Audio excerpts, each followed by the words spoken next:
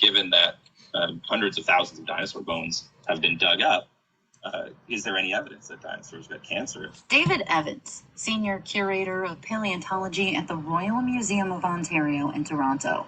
There had been a few studies that had kind of suggested, based on just like gross anatomy, that dinosaurs might have gotten cancer, but there was nothing compelling from a medical standpoint. And from that point on, we decided to go on a hunt for rare dinosaur diseases, in particular cancer. So in 2017, Evans and colleagues went digging through a collection of dinosaur bones at the Royal Tyrrell Museum of Paleontology in Alberta, a hotbed of dinosaur fossils. And out of the hundreds of dinosaur bones that we looked at, we found one that was a candidate for bone cancer. The bone specimen Evans and his colleagues found comes from a dinosaur that roamed western Canada between 70 and 75 million years ago.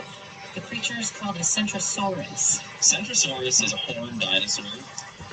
It's about the size of a rhinoceros, and it's a close cousin of the famous Triceratops. So it looked very similar.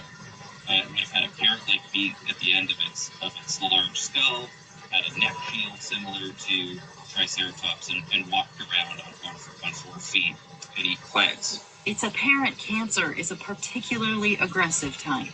And this would have made it more vulnerable to the top predators of the time, which were cousins of T-Rex. But we actually don't think that it's the cancer that killed this animal, even though if it were allowed to run its course, it certainly would have been fatal. The tumorous bone was discovered among thousands of other bones from the same species. All these animals appeared to have died in a coastal flood. And this flood looks like it killed a herd of these horned dinosaurs, Centrosaurus, which are known for living in large social groups.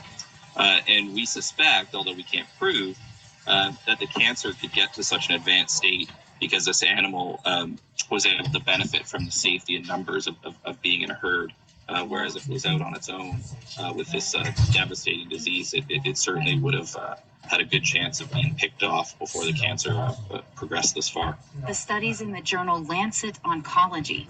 Evans says the research introduces a new way to study paleopathology in the fossil record. This discovery definitely takes dinosaurs, which we often think of as almost sort of mythical, powerful creatures, and I think it shows that they were real animals in a way that's really unique and sombering, that they got diseases similar to the ones that humans get today, and they would have suffered greatly from these diseases.